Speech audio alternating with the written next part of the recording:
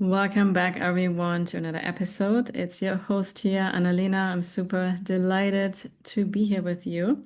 I'm very grateful that you are choosing to listen. What inspired me today was the topic of change. This is something that I learned to embrace in the very beginning when human design found me, because for the longest time, I was actually beating myself up because I felt like I have too many different talents, I have too many different passions, and then I do one thing and then I don't like it anymore, and then I have to try something else. And I really thought there's something fundamentally flawed and wrong with me.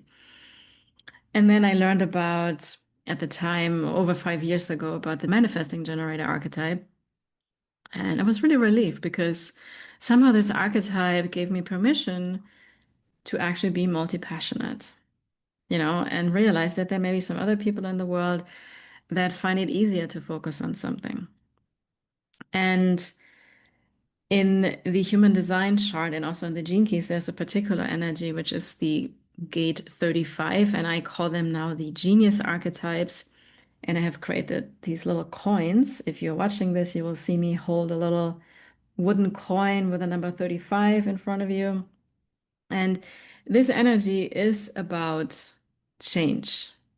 Basically, it says that the only constant we ever have in life is change. And this then also over time taught me that it's not just for people that per human design are manifesting generators. This is really something that applies to all of us humans. Of course, in different ways. It's always going to be a very unique experience, but change is part of life. And it's actually very, very important to embrace. And of course, there are extremes we can fall into. Because in my case, for example, first I was resisting change because I was trying to fit myself into what we often call a niche in the coaching space, where I had to find the one ideal client and the one thing I was helping my clients with. And it just didn't feel right. And in my unique situation, what was really needed for me was to try out different things, to change up, right? To see how this particular topic and this particular type of client actually resonates with me. And then I was like, okay, this works. This feels good. Or I've tried it, it's okay, but it's not my thing. And then I experimented with other things along the journey. I kept changing things. Also, this podcast here, I've changed the name a few times already. And you know what? I may change it again. Now, I was mentioning already that we can fall into extremes. And I have noticed for myself too that sometimes I then also fell into the other extreme where I felt that something felt off and I need to change the name again. I need to change the program again. I have to change the colors again and all these things. And while there's a part of me that has to do that and has to experiment, that's actually really good for me, I also noticed that sometimes I could try to change all these things to avoid how I felt deep inside. And what's very interesting, the opposing energy of the 35 is the genius archetype number 5, which in astrology, this would be an opposition up in the sky. In the gene keys, we call these programming partners. And how I like to call this, these two numbers create a perfect balance between the divine feminine and the divine masculine. Because if you put these two hexagrams of the I Ching together, you will have exactly 6 yin, feminine lines, and 6 yang, divine masculine lines. And this archetype number 5 talks about patience. Yeah. And so while we need change, while we need to explore, we need adventure. I think that's what the Gene Keys is talking about with the 35. The 5 is reminding us that in the higher expression, in the genius, we are patient. And I have learned on my own journey that when I'm very impatient, and from this energy, I'm keep changing things because I feel like, oh, I need to have more listeners on my podcast, or I finally need to grow my program to X amount of people, or I need to make X amount of money. And from this energy, I keep changing things. it likely comes from me trying to avoid to feel something that wants to be looked at. So I fall into the energy of impatience. And then we will fall into the shadow, and the gene keys is called hunger of the 35, where because we're so impatient, we feel like we're always after the next thing. And just if we're going to change it one more time, then you feel okay, right? So the hunger for changing things over and over again, hoping or expecting that this is going to create a different internal state of how we feel about ourselves, which frankly very rarely happens because it's more of an inside job. Then we're kind of in this cycle of always chasing something through constantly changing things and being in a very impatient, rushing energy. And then eventually, as we realize this and we tap more into the higher genius frequencies, you're more moving at your own rhythm. That's very much what the 5 is about, right? You're going with your unique rhythms. And yes, you can have patterns, you can be consistent with certain things, but also what you're consistent with may change over time, right? Sometimes you pick up a hobby and you get up every day at a certain time and you keep doing it. And at some point, you're starting to have interest for something else, right? And I think here what's always really important is that it happens out of the flow of life, but not from force and impatience. That's, I think, really the key. And so, with that, I want to invite you to look at your own life and also perhaps your own business. Where are you embodying a healthy frequency of change, right? Where you're not letting other people's opinions hold you back from changing things because you have been told that, yeah, you just have to pick one thing and you have to stick with it, right? Because otherwise people are going to get confused. And we're kind of in a people-pleasing energy, yeah?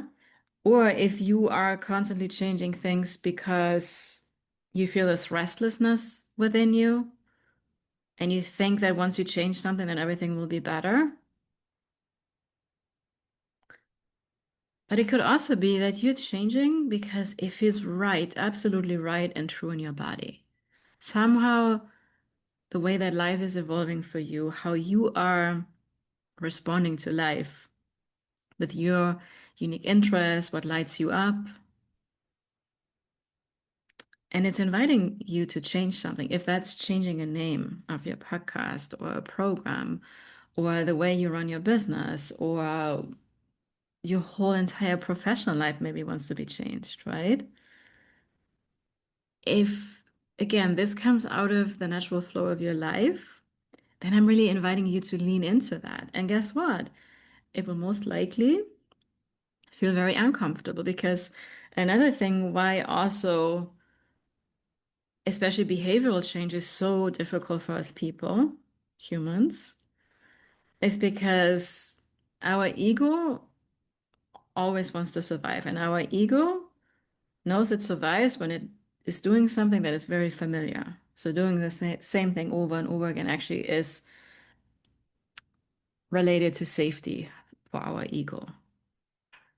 And so very often when we are embarking on a new journey where we're completely doing something in a different way, even if it's like, switching up your diet or your exercise routine or the people you start to hang out with, even though it may be really, really amazing first and the right thing for you, oftentimes we sabotage that very quickly because it is not familiar and it doesn't feel safe in our nervous system.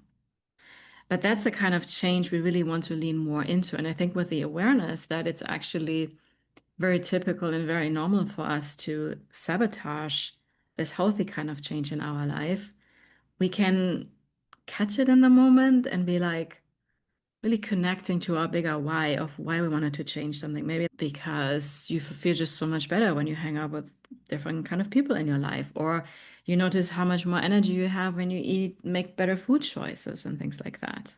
But your nervous system may still be used to feeling blah and feeling yucky in certain environments, if it's with people or the food that you put into your body. So change is a very fascinating topic, and I think we could talk about it for hours and hours. One of the other things that I want to share that I learned through my Gene Keys contemplations is that the 35th Gene Key in particular is a very powerful Gene Key. And it doesn't matter if this is in your profile or not, this really applies to all of us because this is the one area in our DNA, which we all have. We all have these 64 gene keys within us, where we have the power to change how we experience life. And that happens through the decisions we make in every moment, how we are responding to life in every single moment.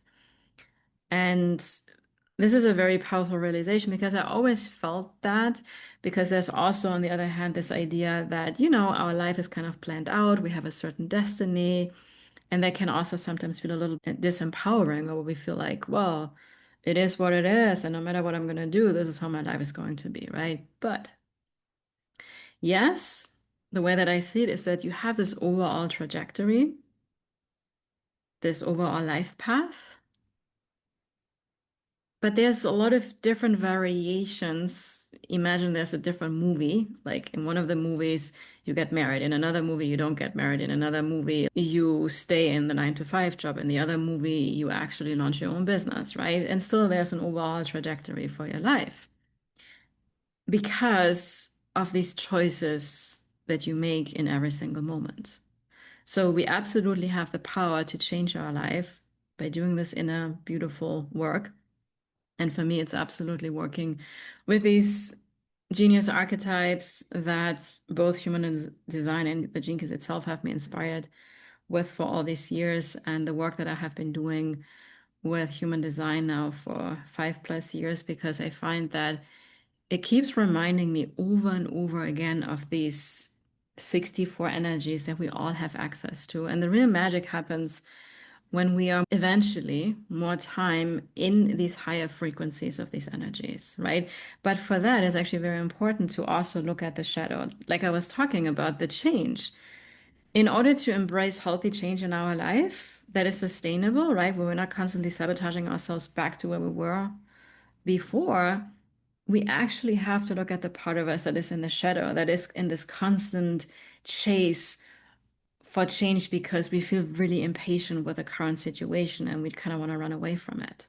If we can really look at these shadows, that's where the magic happens. That's where it all unfolds. And this and so much more is what I'm also teaching in the intuitive human design teacher training and certification, where we are learning all this stuff about human design, however, in a very holistic way, because I do not really resonate too much with the very old traditional teachings. I find it a little bit too boxed in some way, and I see human design in a very holistic, expansive way. I also have learned that we can work with different charts, if that's your tropical, your true sidereal, or both, and also life cycles. And I have seen so much expansion and transformation in my own life, where I have really gone from a place of, following what everybody else was saying. And it never felt right to me. I felt there's something flawed, there's something wrong with me. And now I am doing my thing and I feel really good about it. I have the courage to change when it feels aligned. I also catch myself when I'm creating change from impatience and expecting something external to change how I feel on the inside, and also attracting so many more beautiful aligned clients and really feeling like, yeah, I'm doing what I came here to do in this lifetime. And obviously, that also keeps evolving and changing every single year, right? I feel like if I look back a year from now, I'm like, oh my gosh, so much has changed. And you may think, oh, she's doing still the same thing. No, like it has changed so much. This human design certification a year ago, it didn't even exist. The idea was there, but part of me was actually scared to do it because I have quite a different view on human design. It's very different from what you can read in a textbook. And I was like, maybe that's going to ruffle some feathers. But the nudge was there. I had luckily lots of clients keep asking me, reminding me of following this path. And I'm so happy and grateful that I overcame my own fears, whatever was telling me not to do it. And I did it anyways. And now I have seen my clients' life transform in so many beautiful ways. If that's feeling less stress, going with their own pace in life, trusting their own intuition, and sharing their unique gifts with the world in their own ways. Because you and I, we have very unique gifts and talents. And I envision a world where every single human can step into those gifts. For me, that's really how we can create a lot more peace and harmony and frankly, like heaven on earth, where everybody's doing the thing that they were being gifted with. Because there's a reason, right? Why, I love talking about this stuff like it's candy, and there's something else that comes very easy to you, and you could do it, or you would do it even without getting paid for it, right? But of course, this is then also something when you lean into this, you also will start to receive financial compensation with it. You will start to be taken care of by life when you really lean into those gifts. So, if this all speaks to you, if you feel the nudge to be part of this certification, this is the last reminder. I know I've been talking about this already for several weeks. We started on October 22nd, and the very last day to join us for this cohort is November 5th. There's also a 33% discount for this cohort that I am offering you. And all the details are below here in the show notes. If you have questions, reach out to me. And hey, if this feels aligned for you, I think you will know that. And that's what I want you to trust, right? I think it's also normal that you then have some things that may talk you out of it. Always listen to your body first. Never do this from a place of trying to force something or you feel like you're missing out on something. Like that's not the kind of energy. Really check in with yourself. Does this feel like a calm, grounded yes in your body? You must still feel a little bit nervous because it's new, it's change, right? Because this program, that is something I can say for sure, it's going to change your life in the most beautiful ways in your personal life, how you show up in relationships, for your business. And I always say that it's often beyond what we could ever have planned for because it's in the quantum field, which is far beyond what our mind knows, because our mind only knows a fraction of what is actually possible. That actually happens when you lean into your own unique, authentic path. So, with that, thank you again for listening. I'm sending you all my love and all my blessings, and I'm super excited to be back with you soon for another episode. Ciao, everyone.